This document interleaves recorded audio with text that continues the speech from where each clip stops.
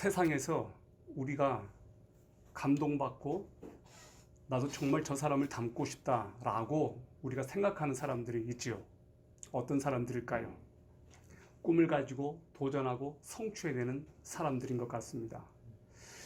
여러분은 지금 어떤 꿈을 가지고 계신가요? 만약에 여러분에게 돈과 상관없이 하나님께서 무한정으로 여러분에게 쏟아 부어주신다면 여러분은 가장 하고 싶은 일이 무엇인가요? 여러분의 마음속에 그것만 생각하면 흥분이 되고 그것만 생각하면 자다가도 깨어나고 평생토록 하나님을 위해서 한번 바쳐보고 싶은 위대한 꿈이 있나요? 저는 오늘 이 시간 저와 여러분이 그 꿈을 꾸었으면 좋겠습니다. 오늘 요셉 이야기입니다. 요셉 이야기는 너무나 유명하죠.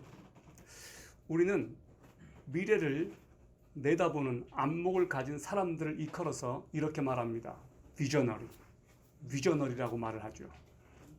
자, 비전을 가진 사람, 꿈을 가진 사람, 이 비저너리가 언제 필요하냐? 시대가 어려울수록, 시대가 고통스러울수록 이런 비전을 가진 사람들은 필요하다고 믿습니다. 저는 바로 지금이야말로 비저너리가 필요한 시대가 아닌가 생각합니다. 하나님께서 누구에게 이 민족을 경영하게 하셨을까요? 하나님께서 누구에게 이 민족을 맡기고 싶을까요?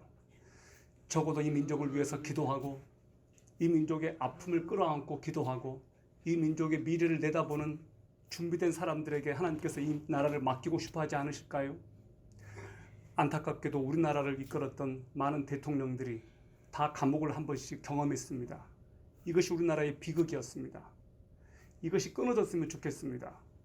국민들이 대통령을 존경할 수 있고 대통령이 정말로 국민들을 사랑하고 전 세계 열방 가운데서 이 대한민국을 통해서 하나님께서 영광 받으시는 그 나라를 꿈꾼다는 것은 우리들에게 사치일까요? 왜 우리는 대통령복이 없어가지고 대통령들마다 다 감옥에 쳐넣어야만 되는 그런 불운한 역사를 되풀이하고 있을까요? 저는 지금 이 정권, 이 대통령도 위험하다고 생각합니다. 끝이 좋지 않을 것 같습니다. 늘 그래왔듯이 말입니다. 여러분, 정말로 저와 여러분들이 어떤 꿈을 꾸고 있느냐, 어떤 미래를 그려가고 있느냐에 따라 우리의 자녀들의 미래가 또한 걸려있다고 생각합니다. 잠언 29장 18절에 이렇게 기록합니다. 묵시가 없으면 백성이 방자히 행하거니와 라고 되어 있습니다. 킹제임스 성경으로 보니까 이렇게 기록이 되어 있어요. Where there is no vision, the people perish. 비전 없는 곳에는 그곳의 사람들은 망한다, 그 말이에요. 여기에서 말한 비전은 무엇일까요? 다른 번역본을 보면 Revelation, 계시라고 되어 있습니다. 하나님의 묵시를 받지 않고 하나님의 계시를 받지 않으면 망한다는 거예요. 그러므로 우리들에게는 하나님의 계시, 하나님으로부터 오는 비전, 하나님으로부터 오는 꿈이 절대적으로 내 인생에 중요해요. 기억이 납니다. 1월 말에 제가 꿈을 꾸었습니다. 신문을 보고 있었습니다. 그 신문에 크라운 형태의 왕관이 보였습니다. 제가 그것을 오려내고 있었습니다. 그리고 성령께서 제 마음속에 그런 마음을 주셨습니다. 꿈인데도 너무나 명확했어요. 이것은 하나님의 나라다. 그들을 뽑고 거두고 심고 너가 거둬라. 그들을 데려와라. 이런 마음이 들었어요. 그것은 하나님의 나라라고 하는 너무나 무시할 수 없는 그 음성이 제 안에서 들렸어요. 꿈을 깨서 제가 그것을 잊어버리지 않기 위해서 그렸어요. 왕관 모양을 그렸어요. 왕관은 하나님의 나라를 상징하는 거였습니다. 여러분, 어느 날 여러분들에게 어떤 꿈이 주어졌는데 그 꿈이 비상한 꿈이에요. 특별한 꿈이에요. 보통 꿈이 아닌 거예요. 그럼 여러분 그 꿈을 붙잡고 싶지 않겠습니까? 제가 그 꿈을 꾸고 난 이후에 제자 훈련을 시작했습니다. 제가 사목으로 있는 회사에서 제자들을 선발하기 시작했습니다. 한 20여 명과 계속해서 몇 달 동안 성경 공부를 해오고 있습니다. 그리고 그들 안에서 자그마한 변화를 보고 있습니다. 우리 교회에서도 청년들 몇 명을 대상으로 지금 제자 훈련을 시작했습니다. 하나님께서 원하시는 꿈이 무엇일까요? 하나님께서 여러분을 통해서 정말로 이루고자 하시는 꿈이 무엇일까요? 하나님의 나라 확장 아니겠습니까? 예수 그리스도께서는 그것 때문에 오셨습니다. 예수님께서 이 땅에 오셨을 때 가장 먼저 하신 말씀이 무엇입니까? 회개하라, 천국이 가까웠느니라 라고 말씀하셨습니다. Repent, the kingdom of God is near. 하나님의 나라가 가까이 왔다는 거예요. 2000년 전에 예수 그리스도께서 오셨을 때 이미 하나님의 나라는 시작되었습니다. 그리고 하나님의 나라는 저와 여러분의 심장 가운데 지금 들어와 있습니다. 하나님의 나라는 계속해서 지금 확장되고 있습니다. 그리고 이 땅에서 하나님의 나라가 이제 완성될 날이 얼마 남지 않았습니다. 그리고 우리는 영원한 천국을 지금 바로 앞에 앞두고 있습니다. 어쩌면 저와 여러분은 이 땅에 다시 오실 예수 그리스도를 우리 눈으로 목도하게 될지도 모르겠습니다. 지금은 마지막 때라고 할 수 있습니다. 그래서 이 마지막 때라고 하는 이 단어를 영어로 end time이라고 그래요. end time. 지금이 바로 그 마지막 때라는 거예요. 여러분, 이 세계가 돌아가는 것을 보십시오. 전 세계에서 지금 일어나고 있는 이런 팬데믹 상황을 보십시오. 이것은 정확하게 우리들에게 지금 뭐라고 말하고 있을까요? 여러분은 엄청나게 비가 폭포수같이 내리는 것들을 지금 지켜보았습니다. 20년 만에 이런 홍수가, 이런 물난리래요. 자, 비가 내리면서 그것을 볼 때 여러분 어떤 생각이 들었습니까? 저는 노아의 홍수가 떠올랐습니다. 40일 동안 이렇게 폭포수 같은 비가 쏟아지면 전 지구가 잠기는 것, 와, 그렇게 되겠구나. 그런데 하나님께서는 약속하셨습니다. 다시는 물로 멸망시키지 않으리라. 이번에는 불로 멸망시키리라. 우리는 그 약속의 초입기에 지금 들어가 있다고요. 그러니까 지금 우리는 보통 시대를 사는 사람들처럼 그렇게 살아서는 안 돼요. 지금은 마지막 때이기 때문에 총력을 다해서 하나님을 위해서 달려가야 될 때예요. 저는 마라톤 경기, 육상 경기를 되게 좋아해요. 가끔 유튜브로 중고 충계 대회 이런 것들을 봐요. 그 애들이 4명이 100m씩 릴레이로 이어받는 것을 보았어요. 마지막 주자가 중요해요. 마지막 주자가 이렇게 따라잡아서 역전시키는 것도 보았어요. 우리는 지금 역사의 마지막 주자예요. 마지막 바톤을 주어받아서 마지막까지 최선을 다해서 달려가야 된다고요. 슬렁슬렁 달려가면 꼴등밖에 안 해요. 여러분 한번 생각해 보셔요. 우리는 지금 마지막 주자예요. 마지막 세대, 마지막 주자, 마지막 릴레이 선수예요. 우리는 역사의 종착점을 우리가 마지막에 도달할 수도 있는 그런 역사적인 운명에 우리는 처해 있다고요. 하나님께서는 우리를 마지막 세대, 2세대 가운데 대한민국이라고 하는 땅에 남겨두신 목적과 이유가 있다고 믿습니다. 왜 미국 땅에 태어나지 않게 하셨을까요? 왜 2세대 대한민국이라고 하는 작은 땅에 태어나게 하셨을까요? 우리들에게는 하나님의 위대한 꿈을 꿀 수 있는 자유가 주어져 있습니다. 여러분, 대한민국 지금 취준생이 70만 명입니다. 그런데 70만 명 중에서 약 45만 명이 공시생입니다. 공무원 시험을 준비하는 학생들입니다. 저기 노량진에 한번 가보십시오. 아침마다 돈 아끼느라고 컵밥을 먹으면서 엄청나게 공부한다고요. 전 세계에 이렇게 공무원 되겠다고 목숨 걸고 그것에 목표를 두는 젊은이들이 공무원 되려고 하는 나라, 안타깝지만 우리나라밖에 없습니다. 미국에서 유럽에서 가장 공부 잘하는 애들이 공무원 되려고 하지 않습니다. 제가 공무원을 달리 생각해서가 아닙니다. 왜 공무원 되려고 할까요? 어떤 위대한 꿈 때문에 이 나라를 변화시켜 보겠다고 공무원 되려고 할까요? 그렇지가 않습니다. 안정된 삶이 보장되기 때문에 우린 철밥통이라는 그런 말을 해요. 여러분, 우리가 이 마지막 세대에 안정된 삶을 사는 것이 하나님께서 우리들에게 바라시는 걸까요? 우리가 그냥 나만 잘 먹고 잘 살고 안정되게 삶을 사는 것이 정말 하나님께서 바라시는 걸까요? 저는 아니라고 생각합니다. 절대 그것은 하나님의 뜻이 아니죠. 그렇지 않은 그런 무엇을 꿈꿔야 되느냐? 마태복음 6장 33절은 이렇게 말합니다. 너희는 먼저 그의 나라와 그의 의를 구하라. 그리하면 이 모든 것을 너희에게 더하시리라 라고 말씀하셨습니다. First, seek the kingdom of God. 먼저 하나님의 나라를 구하라는 거예요. 우선순위를 주셨어요. 너희는 먼저 하나님의 나라와 의를 구해.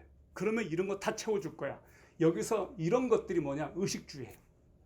너네가 진짜 하나님의 나라를 구하면 내가 다 채워줄게. 내가 약속한다니까. 내가 그거 안 채워주면, 그거 안 해주면 내 손가락에 장을 지질게 라고 하나님께서 약속하시는 거예요. 여러분, 우리가 무슨 일을 하든지 먼저 하나님의 나라와 의를 구해봅시다. 그러면 하나님께서 약속해 주셨기 때문에, 채워주겠다고 약속해 주셨기 때문에 우리는 이 세상에서 영원히 살려고 태어나지 않았습니다. 이 세상엔 반드시 마지막 때가 옵니다. 그리고 하나님의 나라가 펼쳐집니다. 영원한 저 천국이 있습니다. 새하늘과 새 땅이 우리를 기다리고 있습니다. 거기에 소망을 갖자고요. 거기에 소망을 갖자고요. 요셉이 하나님과 함께 하니까 형통한 자가 되었다고 말합니다. 감옥에 가서도 하나님께서 요셉과 함께 하시니까 요셉이 감옥에서도 형통한 자가 되었습니다. 그 전에 요셉이 꿈을 꾸었습니다. 11볕단이 자기에게 절하는 꿈. 열한 별이 자기에게 절하는 꿈, 해와 달도 자기에게 절하는 꿈을 꾸었어요. 근데 요셉이 자기 형들에게 그렇게 말을 했어요. 형들 얘기 들어봐요. 형들이 나한테 인사했어요. 나한테 절했어요. 형들이 미워하는 거예요. 형들이 미워해. 그렇게 나와 있습니다. 꿈을 꾸면 사람들이 여러분에게 환호해주고 박수해줄 것 같죠? 아니에요. 미워해요. 시기해요. 질투해요. 요셉이 또 왜 미움받았습니까? 아버지의 사랑을 독차지했거든요. 아버지가 요셉한테만 특별히 채색 옷을 지어 입힌 거예요. 왜 채색 옷을 지어 입혔을까요? 요셉은 야곱이 가장 사랑했던 아내 라헬의 아들이었어요. 그리고 라헬이 나중에 베냐민을 낳다가 죽습니다. 그러니까 이 각별했던 거예요. 그러니까 야곱의 요셉 사랑은 너무나 각별했어요. 요셉을 싸고 놓은 거예요. 그러니까 편애한 거죠. 그러니까 형들이 배다른 그 자식들이 요셉을 그렇게 미워했어요. 결국 어떻게 합니까? 요셉을 팔아 넘겨버려요. 아라비아 상인들에게 요셉을 팔죠. 그래서 요셉이 이집트의 노예로 끌려가게 됩니다. 그런데 노예로 끌려갈 그 당시 하나님께서는 장차 200만 명이나 되는 어마어마한 이스라엘 민족이 이집트에서 나오는 그 그림을 보시고 요셉을 보내셨어요. 요셉을 이집트에 왜 보내셨을까요? 어마어마한 멀티플라이, 하나님의 백성들이 하늘의 별처럼 바닷가의 모래처럼 많아지려면 어마어마한 하나님의 백성들이 그 당시에 살아갈 수 있는 나라는 이집트밖에 없었던 거예요. 이집트의 곡창지대가 필요했던 거예요. 그래서 하나님께서는 그들을 노예 생활을 하는 그 고통을 겪게 하셨습니다. 그런데 그것을 누가 시작했느냐? 요셉이 시작했어요. 성경을 보면 아브라함, 아이작, 제이콥 모두 다 하나님께서 직접 말씀을 들려주셨는데 요셉만큼은 하나님이 직접 음성을 들려주지 않았어요. 뭘로 말씀하셨느냐? 꿈으로 말씀하셨어요. 꿈을 보여주신 거예요. 요셉에게는. 그러니까 요셉부터는 우리랑 조금 비슷해요. 아브라함, 이삭, 야곱은 직접 계시를 받은 거예요. 하나님의 음성을 직접 들은 거예요. 근데 요셉에게는 하나님이 직접 음성을 들려주지 않고 꿈으로 말씀해 주셨어요. 여러분 최근에 어떤 꿈을 꾸셨습니까? 최근이 아니라도 좋아요. 오래전에 어떤 꿈을 꾸셨어요? 그 꿈이 진짜로 하나님께서 여러분에게 주신 꿈일 수 있잖아요. 정말로 하나님께서 여러분에게 위대한 어떤 꿈을 주셨다면 그 꿈을 붙잡기를 바라요. 하나님께서는 우리들에게 말씀하십니다. 뭘 통해서 말씀하십니까? 성경, 바이블을 통해서 말씀하시죠. 하나님은 직접 꿈으로도 말씀하십니다. 사람들을 통해서도 우리들에게 말씀하시죠. 상황을 통해서도 말씀하시죠. 하나님은 지금도 말씀하시는 하나님이에요. 하나님은 지금도 말씀하십니다. 아멘. 이 시간도 하나님께서는 말씀하고 계시다고요. 제가 오늘 주님 무슨 설교를 할까요? 라고 기도를 했어요. 기도를 하다가 오늘이 다니엘 우리 청소년 세대를 위한 날이에요. 그래서 이 아이들을 위한 말씀을 준비해야 되겠다라는 마음을 갖게 되었어요. 저기 뒤에 있는 우리 청소년 여러분, 저를 좀 봐주십시오. 오늘은 여러분을 위한 설교를 제가 하는 날이에요. 오늘 설교는 여러분들이라고 하는 날이에요. 이렇게 조금 이제 간세대들, 이렇게 이제 더 이상 나이가 들어있는 이분들보다 오늘은 여러분을 위한 날이에요. 여러분 제발 좀 저를 좀 봐주세요. 이렇게 잘생긴 저를 좀 봐주세요. 오케이. 자, 보셔요. 역사상 보면 위대한 현실은 위대한 사람들의 꿈에 의해서 시작되었다는 것을 우리가 알 수 있어요. 마틴 루터가 꿈을 꾸었잖아요. 종교교육의 깃발을 들었어요. 잠들었던 유럽이 깨어나기 시작했어요. 마틴 루터 한 사람으로 인해 말 그대로 종교개혁이 이렇게 시작됐어요. 근데 종교개혁이 마틴 루터에 의해서 시작된 게 아니었어요. 그 전에도 수많은 하나님의 종교개혁자들이 있었어요. 얀 후스, 또 위클리프 이런 분들이 이미 루터 전에 루터와 같은 그런 말들을 했어요. 로마 캐톨릭에서 그 당시 면죄부를 판매하는 이런 것들이 정확히 그것은 성경과 위배된다. 그렇게 지적을 했었습니다. 그들이 올바른 말을 했기 때문에 그렇게 죽어갔던 거예요. 여러분 이 사람은 아실 겁니다. 에이브라함 링컨, 미국의 16대 대통령입니다. 그가 말 그대로 노예들이 저렇게 인간 이하 취급을 받고 동물 취급을 받고 저것은 하나님이 형상으로 만든 인간의 존엄성에 위배되는 것이다. 그가 마음속에 그 뜻을 품습니다. 그는 어렸을 때부터 어머니가 남겨준 성경책을 너덜너덜해질 때까지 읽었던 믿음의 사람이었습니다. 그는 기도했습니다. 그리고 남북전쟁이 일어났습니다. 이겼습니다. 노예들을 해방시켰습니다. 사실은 노예 해방 전에 링컨보다 미국보다 영국에서 먼저 이 노예 해방이 일어났습니다. 윌리엄 윌버포스 들어보셨습니까? 어메이징 그레이스라고 하는 유명한 영화로도 나왔죠. 윌리엄 윌버포스는 평생토록 꿈이 두 개에 있었습니다. 전능하신 하나님께서 내게 두 가지 위대한 목표를 주셨다. 노예 무역 폐지와 도덕의 개혁이다. 그 꿈을 품고 그가 노예제도 폐지가 되었다라고 하는 그 선포를 듣고 영국 국회에서 그것이 선포되고 난 다음에 4일 후인가 그가 죽었습니다. 그는 평생토록 그의 꿈이 성취되는 것을 보고 죽었습니다. 이 위대한 젊은이를 보십시오. 여러분, 그들은 다 꿈의 사람들이었습니다. 꿈을 꾸었다고요. 킹세종 아십니까? 세종대왕 1446년에 우리나라에서 훈민정음이 반포됩니다. 그의 본명 이도 조선 4대 왕. 그는 나라 말씀이 중국과 달라서 사람들이 무슨 말을 해야 될지 모르겠고 사람들이 자기 글을 표현을 못해요. 다 쌍놈들이 많고 양반들이야 한자를 배워가지고 이렇게 막 휘갈겨 치지만 이 사람들이 표현을 못하는 거예요. 글로 쓰지를 못하는 거예요. 그 고통을 알고 지편전 학사들 모아가지고 여러분 세종대왕이 언어학자입니다. 언어학자. 그래서 지편전 학사들과 함께 고민한 끝에 만든 게 뭐예요? 우리말 한자가 만들어진 겁니다. 그래서 한자가 태어나죠. 그런 과학, 예술, 모든 분야, 국방 분야에서 굉장한 계획을 이뤄나가요. 저는 진짜로 하나님께서 그에게 지혜를 주셨다고 생각해요. 만약에 세종대왕 이후에 한자가 그때부터 한글이 제때는 그때부터 계속해서만 사용만 되었더라면 이 나라는 달라졌을 거예요. 그 이후에 한글이 종적을 감춰버려요. 사용을 하지 않아요. 여전히 조선 4대 부들은 한자 그리고 명나라 이런 데를 우대했다고. 그리고 한글이 언제 깨어나기 시작한 줄 아십니까? 여러분 놀랍게도 성경이 이 땅에서 보급이 되고 성경이 이렇게 나오면서 한글이 대대적으로 사용되기 시작했어요. 한국을 깨운 것은 성경이었습니다. 더 전에 거슬러 올라가 보죠. 영국과 프랑스의 가장 큰 차이가 뭘까요? 제가 영국에 갔을 때 어디를 갔었냐면 브리스톨에 갔었습니다. 그 브리스톨에 조지 물러의 고아원에 갔어요. 조지 물러가 세웠던 그 고아원. 그곳에 가니까 조지 물러에 의해서 어릴 때부터 양육받았던 그때 꼬맹이였던 분이 할머니가 돼가지고 등이 이렇게 굽어져가지고 섬기고 안내하고 가이드를 하더라고요. 근데 그분으로부터 그거를 들었어요. 조지 물러가 이제 고아원을 운영했을 당시에 자기들이 성경을 배웠대요. 그리고 주일 예배도 드리고 수요 예배도 드렸대요. 그리고 이 아이들의 인권을 위해서 법적으로 이렇게 규제된 것들이 있었어요. 몇 시간 이후에는 노동을 시키지 말 것. 그리고 주일날은 무조건 예배를 드리게 할 것. 영국에서는 성경으로 어린 아이들 때부터 교육을 받았습니다. 그게 1800년대부터 그렇게 됐다고요.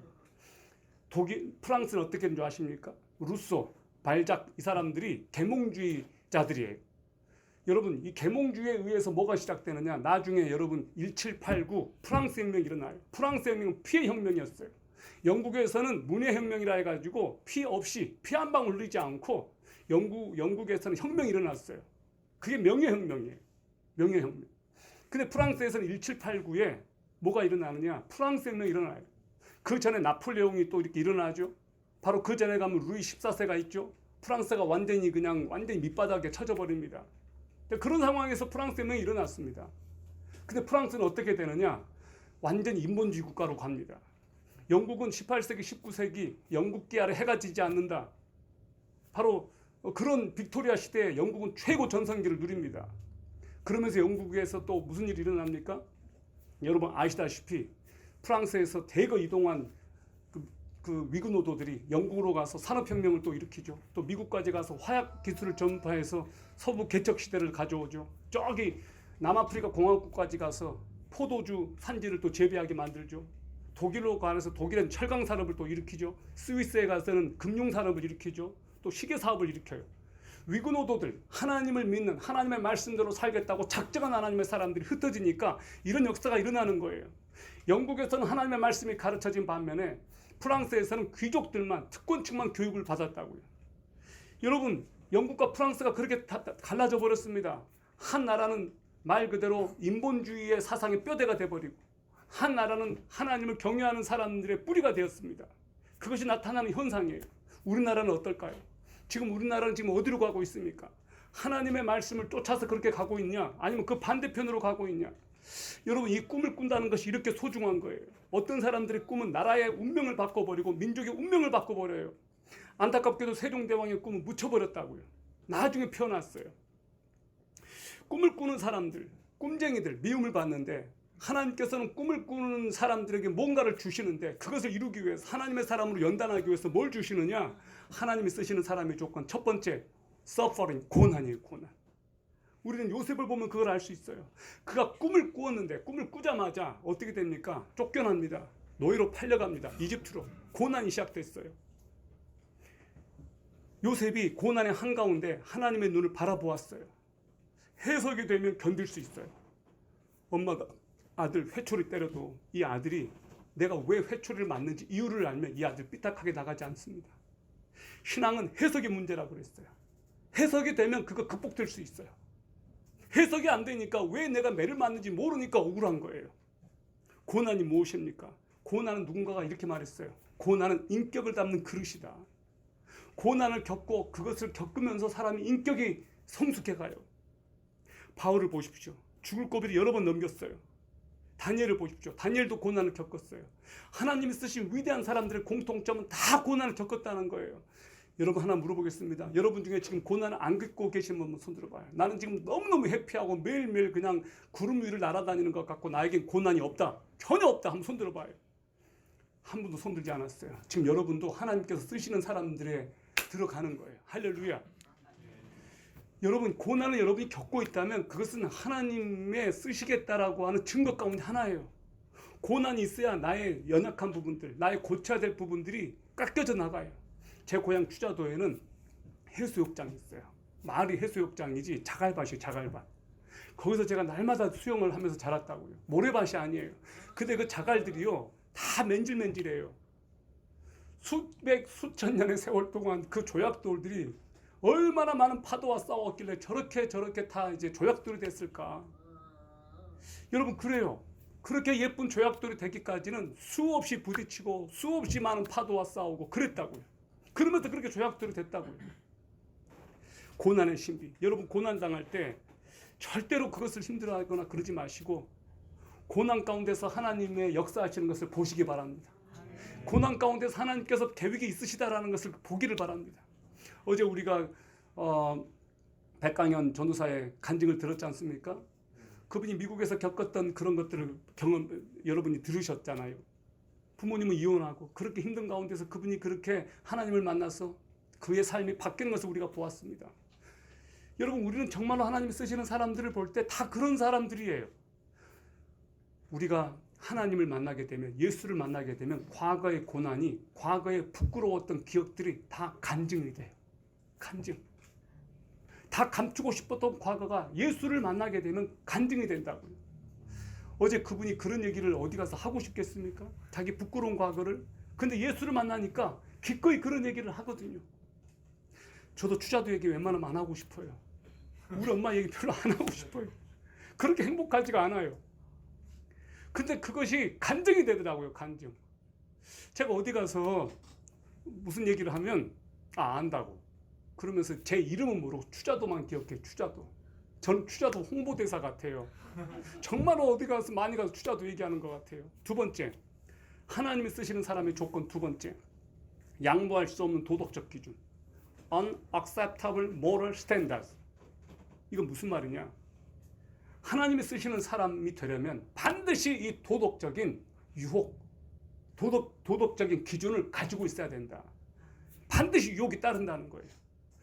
요셉이요, 하나님께서 형통하게 해주셔가지고 그가 그 가정의 총무가 됐어요. 보디발의 집에 팔려가서 총무가 됐어요. 그러니까 어떤 일이 벌어져요? 보디발의 와이프 미세스 보디발이 날마다 요셉을 유혹하는 거예요. 컴온 하면서 나랑 자자고. 날마다. 요셉이 17세 청소년이에요. 그러니까 얼마나 지금 이렇게 진짜 좋았겠어요. 그러니까 이 미세스 보디발이 그냥 요셉만 보면 어떻게 할 줄 모르는 거예요. 그래서 밤마다 막 오라고 하니까 어느 날 아무도 없어요, 집에. 집에 아무도 없어요. 요셉만 있는 거예요. 보디발의 와이프가 그날도 그냥 침실로 들어와 이렇게 하는데 끌어당기니까 옷을 벗어놓고 그냥 도망친 거예요. 그러면서 한 말이 있어요. 뭐라고 말한 줄 아십니까? 이 집에는 당신과 나밖에 없다. 그러나 내가 어찌 이 일을 행하여 하나님께 득죄하리까? 라고 했어요. 내가 어떻게 이 일을 행하여 하나님께 죄를 범할 수 있겠느냐? 왜 그가 이것을 유혹을 뿌리치고 이길 수 있었는가? 하나님을 의식했거든요. 하나님을 의식했어요. 그러니까 그 유혹 앞에서 뿌리치고 나올 수 있는 거예요. 우리가 왜 죄를 짓는가? 가만 보니까 하나님 의식하지 않을 때 죄를 짓더라고요. 그리고 죄를 지을 때 이럴 때가 있어요. 하나님 잠깐만 눈 감아 주세요. 그리고 죄 지어요. 하나님께 눈 감아 주세요라고 절대 기도하지는 맙시다. 그건 죄 짓겠다는 거예요. 우리가 진짜로 하나님을 의식하게 되면 그 하나님의 그 경외감, 그 하나님의 불꽃 같은 눈동자 앞에서 어떻게 죄를 짓겠습니까? 너무 우리가 하나님을 의식하지 않고 있으니까 그냥 우리도 너무 쉽게 죄를 짓는 것 같아요. 여러분 정말로 여러분의 집에 예수님이 오셨을 때 예수님이 여러분 집에 오면 환영하고 기뻐해야 되잖아요. 그렇지 않겠습니까? 근데 예수님이 우리 집에 온다니까 집이 너무 더러운 거예요. 그럼 청소부터 하려고 할 거 아니에요? 그죠? 그런데 예수님이 여러분의 집에 딱 왔어요. 하루 살고 이틀 살고 3일 살고 예수님 여러분에게 이렇게 말하는 거예요. 내가 나가야 될 것 같아. 나는 괜찮은데 너가 나 때문에 굉장히 불편하는 것 같아. 그래서 예수님이 나간다고 생각해봐요. 여러분 그런 생각 해보셨어요? 그런 일이 일어나서는 안 되잖아요. 예수님이 우리 집에 와서 내 삶의 주인이라고 말을 해놓고 예수님이 우리 집에 왔는데 내 눈치를 봐. 내 눈치를 보는 거예요, 예수님이. 그래서 예수님이 안 되겠다. 내가 불편한 게 아니고 너가 나 때문에 불편한 것 같아서 나 나가마. 이런 일이 벌어진다면 우리가 정말로 하나님을 경외하는 사람이라고 할 수 있겠냐고요. 예수님이 와서 내가 너네 집에 오니까 정말 좋다. 정말 너무너무 좋다. 너가 나를 얼마나 사랑하는지 내가 알 것 같아. 그리고 나도 너희 집에 있는 것이 너무너무 기쁘구나 라고 해서 날마다 예수님과 춤추고 예수님과 대화하고 예수님과 교제하는 삶이 돼야 되지 않겠습니까? 그게 예수님과 동행이 아니겠어요? 근데 예수님이 우리 집에 오는 거가 불편하고 예수님도 불편하고 나도 불편해하고 그러면 과연 우리가 천국에 합당한 삶을 살고 있느냐? 철저하게 저와 여러분을 돌아봅시다. 한번 따라해봅시다. 예수님 우리 집에 오세요. 잘해드릴게요. 예수님이 우리 집에 와서 정말로 예수님 잘 모셨으면 좋겠어요. 예수님이 불편하지 않는 우리 삶이 되었으면 좋겠어요. 명심하십시오. 도덕적 기준. 반드시 하나님께서 쓰시는 사람들은 유혹을 받는다. 그 유혹을 정말로 이겨내야 된다. 그게 하나님께 테스트하신 거거든요. 정부 지도자들이 정직하지 않습니다. 청문회 할 때 보면 탈세, 노문표절, 부동산 투기, 병역 문제, 불법적 재산 증식, 연구 부정행위 하나라도 걸리지 않은 사람이 거의 없었습니다. 지금 우리나라가 지금 가장 불행한 것이 무엇인지 아십니까? 안타깝게도 이 나라를 이끌어가는 정권 잡은 실세들이 다 여기에 걸려 있다는 거예요. 그 사람들이 이 나라를 지금 이끌어가고 있습니다. 정직하지 않은 사람들이죠. 그것이 우리에게 지금 불행인 거예요. 요셉의 경쟁력은 깨끗함이었어요. 깨끗함. 다니엘의 경쟁력도 아무 틈 아무 허물도 없는 높은 도덕성이었다. 여러분 주님 앞에서 기도합시다. 주여 깨끗하고 싶어요. 어제인가요? 그저께인가요? 나도 모르게 내 입가에서 이 시가 튀어나왔어요. 하늘을 우러러 한 점 부끄럼 없기를 잎새이는 바람에도 나는 괴로워했다. 별을 노래하는 마음으로 모든 죽어가는 것들을 사랑해야지. 그리고 나한테 주어진 길을 걸어가야겠다. 오늘 밤에도 별이 바람에 스치운다. 윤동주의 서시입니다. 정말로 그렇게 살고 싶어요. 하늘을 우러러 한 점 부끄럼 없는 삶. 어떻게 하면 이런 삶이 가능할까? 어떻게 하면 가능할까? 가만 생각해 보니까 예수님 생각하면 가능하겠더라. 근데 예수님을 잊어버리면 그렇게 못 살아요. 저와 여러분이 정말로 예수님을 생각하고 그렇게 살았으면 좋겠습니다. 우리 힘으로 안 되니까 나를 위해서 십자가에 달려 죽으신 예수님의 십자가를 바라보는 것 아니겠어요? 세 번째, 하나님이 쓰시는 사람의 조건. 세 번째, 남중심적 사고. Other people centered thinking. 요셉이 보디발의 집에 팔려갔을 때 억울한 누명으로 감옥에 갇혔을 때에도 요셉은 두 명의 죄수를 섬깁니다. 그래서 결국 나중에 복직하죠. 그 두 명 잘 섬긴 바람에 복직하게 돼요. 근데 그 중에 한 사람이 요셉을 추천해가지고 잊어버렸다가 와 내가 히브리 소년을 알고 있다고. 그 친구는 꿈을 해석하는데 기막힌 은사가 있다고. 바로 왕이요. 당신이 꾼 꿈을 그 히브리 청년이 해석할 수 있을 겁니다. 그래가지고 나오게 된 거예요. 요셉이 17세 때 이집트에 끌려갑니다. 그리고 30살 때 애굽의 총리가 됩니다. 그러니까 13년 동안 그가 이집트에서 밑바닥 생활을 하고 감옥 생활을 한 거예요. 드디어 나오죠. 그가 섬겼어요. 여러분, 저와 여러분들이 세상 사람들과 다른 가장 큰 다른 차이점이 뭘까요? 우리는 섬기기 위해서 태어난 사람들이에요. 예수를 믿으면 기본적으로 우리들의 마인드에 뭐가 있어야 되냐? 섬김이라고 하는 서비스 마인드가 우리에게 있어야 돼요. 서비스 마인드라고 하는 것이 백화점 같은 데서 배우면 생길 수 있어요. 근데 이 서비스 마인드는 언제 가장 일어나느냐? 정말 하나님을 경험했을 때 서비스 마인드가 생겨요. 왜냐하면 내가 예수님을 전해야 되는데 섬기지 않으면 사람들에게 모범이 되지 않으면 그 사람들이 내 말을 들어주지 않거든요. 한번 미안합니다. 한번 손들어 보겠습니다. 한 일주일 동안, 최근 일주일 동안 여러분은 누군가를 정말로 의식 속에, 기억 속에 섬겨본 경험이 있으세요? 한번 손들어 봐 주세요. 예, 2분, 3분, 4분 정도가 손들으셨어요. 잘하셨어요. 여러분이 지금 손을 이렇게 잠깐 들었는데요. 여러분 지금 손든 분 보니까 제가 다 믿어져요. 여러분의 그 인격을 보니까 거짓말하는 분들 같지가 않아요. 근데 금방 손 드신 분들 외에도 계셨을 거예요. 섬겼을 거예요. 그런데 차마 손을 못 드셨을 거예요.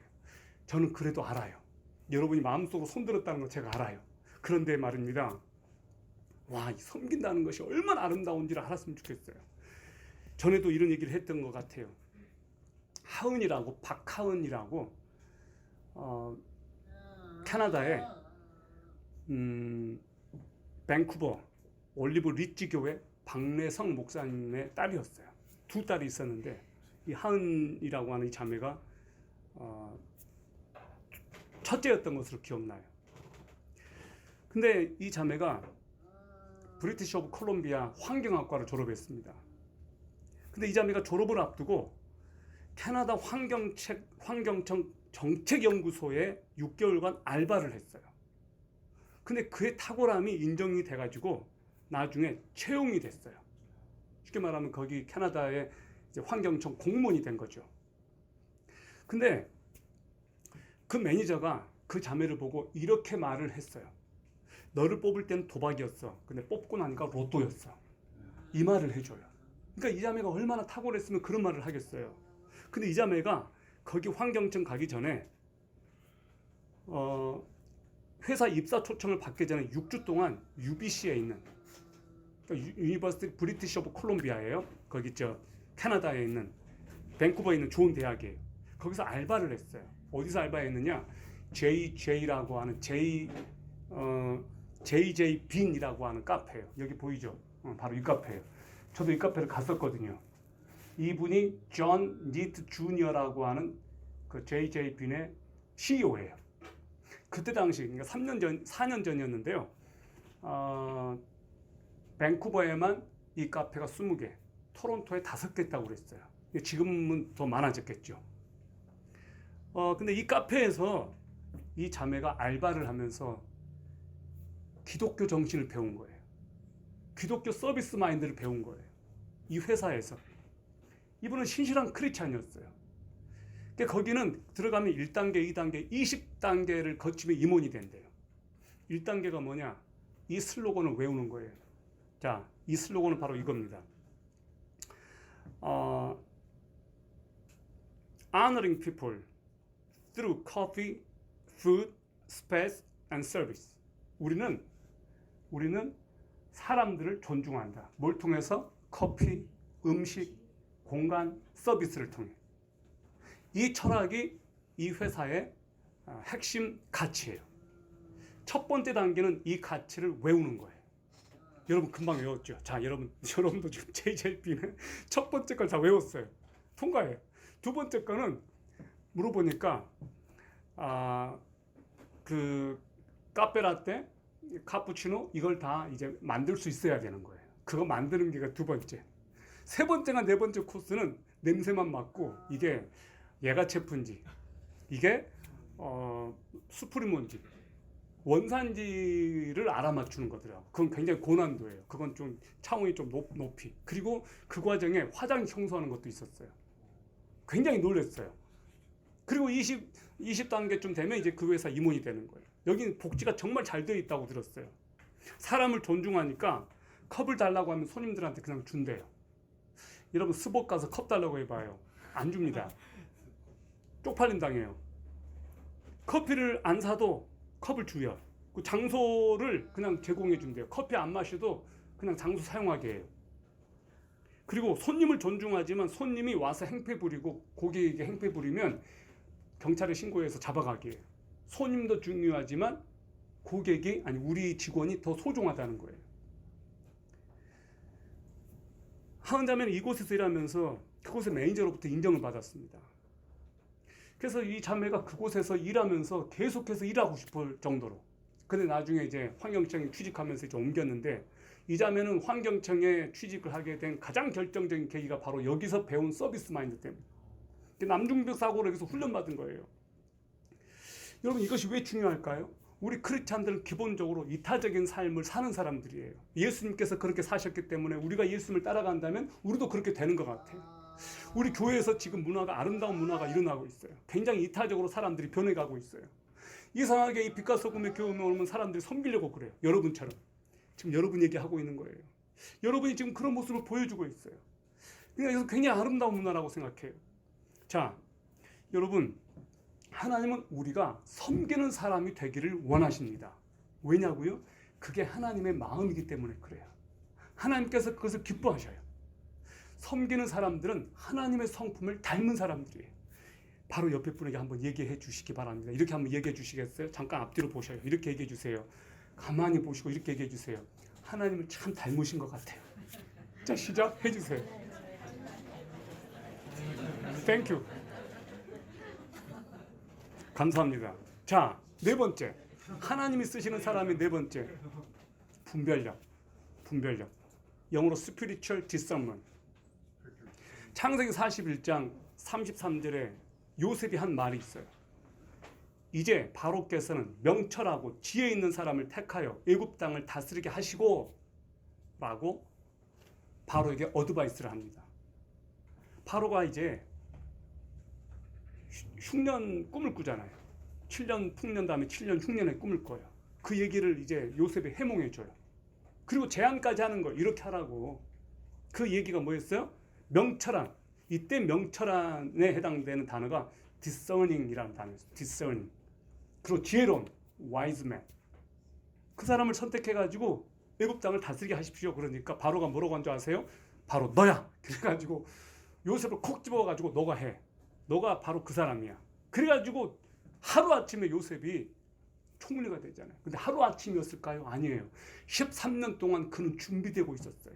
감옥에서 준비되고 있었고 보디발의 집에서 준비되고 있었고 거기서 격리하는 것을 배웠고 사람 관리하는 것을 배웠고 인사관리부터 재무관리하는 거 배웠다 이 말이에요.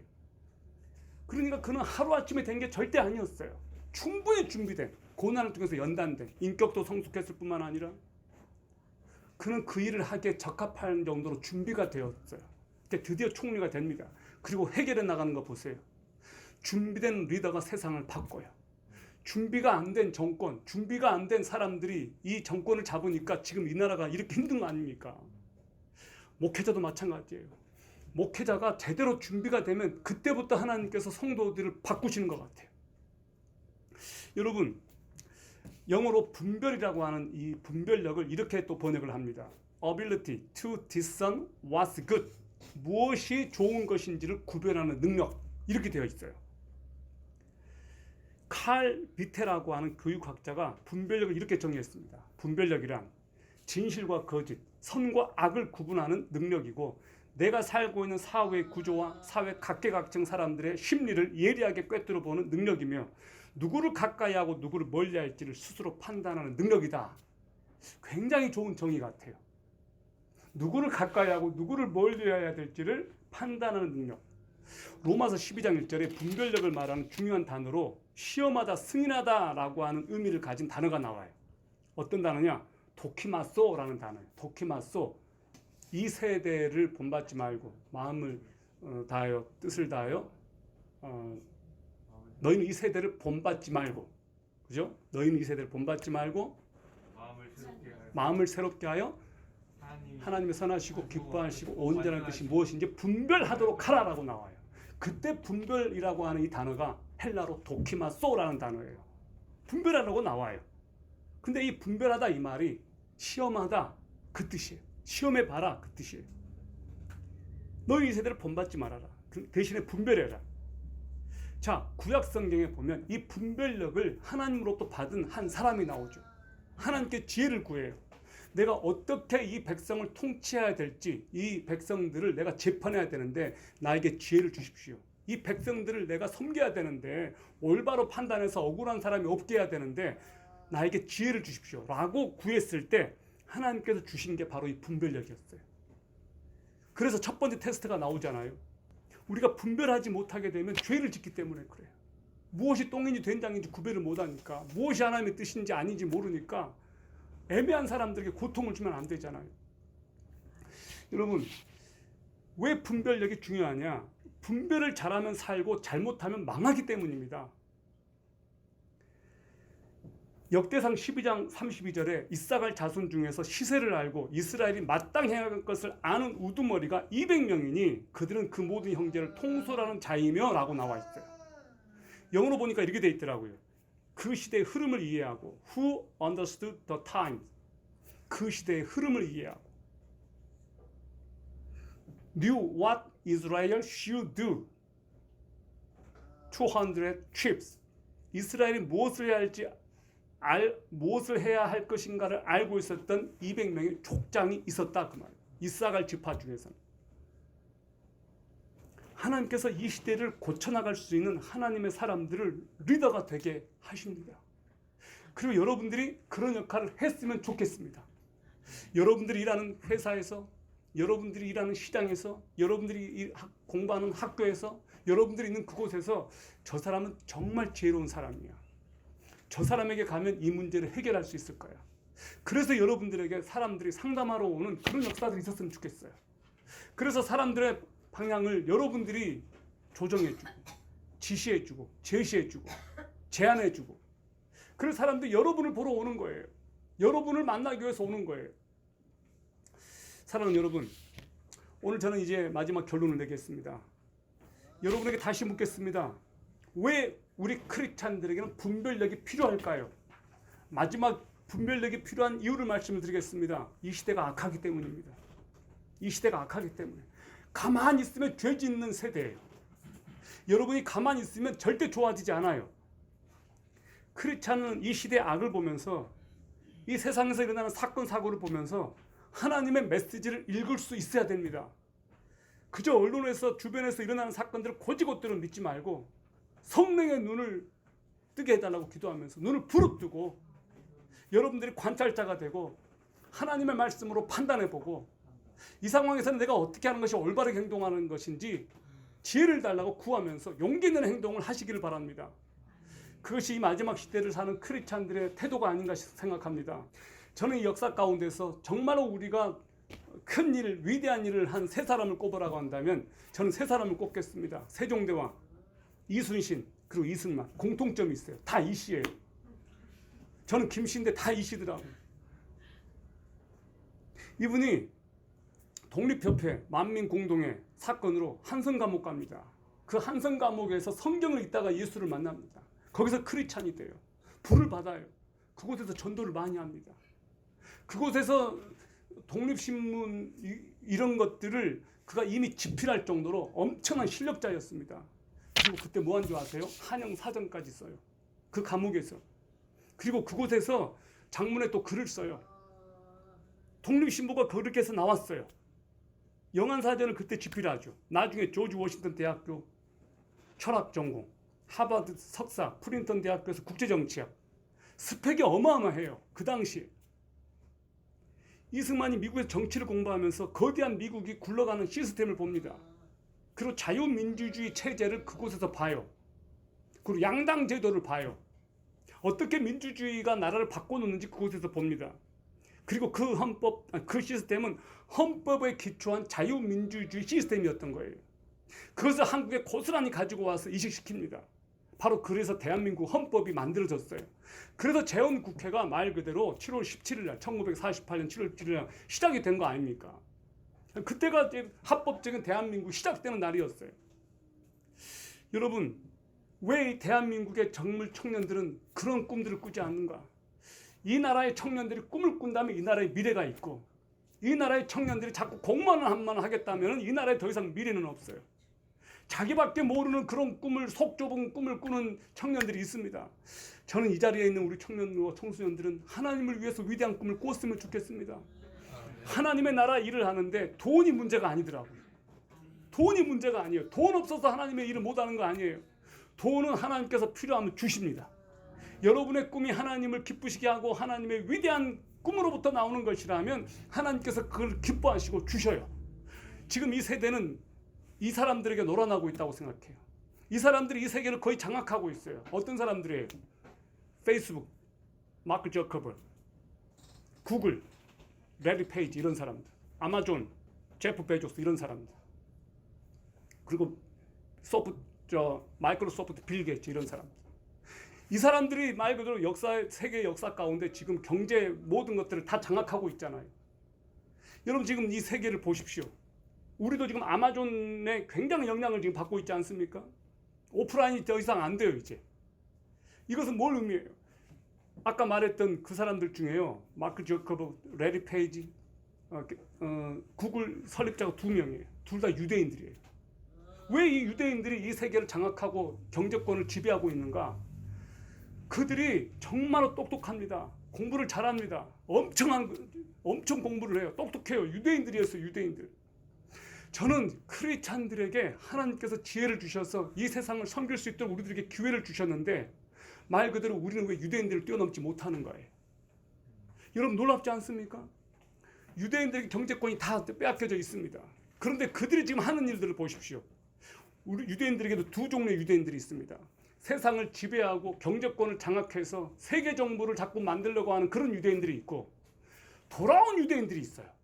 마지막 세대에 돌아와서 예수 그리스도께로 자신들의 삶을 드리는 메시아닉 주 유대인들이 있어요. 이쪽에서는 세계를 완전히 쥐락펴락하는, 그리고 하나님의 반대편에 서는 유대인들이 있고, 이쪽에는 또 하나님께 돌아와서 마지막 세대에 쓰임받는 유대인들이 있고, 우리는 지금 어디 편에 설 건가요? 여러분 라인 아세요? 라인, 정렬. 우리는 이 마지막 세대에 줄을 잘 서야 돼요. 어느 편에 설 것인가? 하나님 편에 설 것인가? 하나님을 반대하는 편에 설 것인가? 전 여러분이 하나님의 편에 섰으면 좋겠어요. 그리고 하나님께 기도합시다. 하나님 지혜를 주십시오. 우리 아이들에게 지혜를 주십시오. 분별력을 주십시오. 이 마지막 세대 악의 소굴에 빠지지 않고 악한 자들의 길에 빠지지 않고 하나님을 위해서 거룩하게 구별된 그 지혜를 주십시오. 하나님께서 우리에게 은혜를 주시길 바랍니다. 기도하겠습니다. 거룩하신 하나님 아버지, 이 마지막 세대에 하나님께서 당신의 사랑하는 백성들을 구별하셔서 그들에게 분별력을 주시고 지혜를 주셔서 이 세상의 악을 이기고 믿음으로 하나님을 영원롭게 하며 하나님의 영광스러운 위대한 꿈에 동참하는 하나님의 백성들이 여기서 나오게 하여 주시옵소서. 하나님의 청년 청소년들이 하나님을 위하여 위대한 삶을 산 위대한 하나님의 사람들의 발자취를 따라 우리 주 예수 그리스도의 모범을 따라 사도 바울의 모범을 따라 다니엘의 모범을 따라 요셉의 모범을 따라 우리도 정직하게 살며 구별된 삶을 살며 하나님을 위해서 우리들의 삶을 송두리째 드리는 그런 삶이 되기를 원합니다. 우리를 통해서 이 세상이 예수 그리스도께로 돌아오는 하나님의 나라가 확장이 되는 그 위대한 꿈에 우리를 포함시켜 주시고 우리가 쓰임받도록 성령이여 사용하여 주옵소서. 예수 그리스도의 이름으로 기도합니다. 아멘.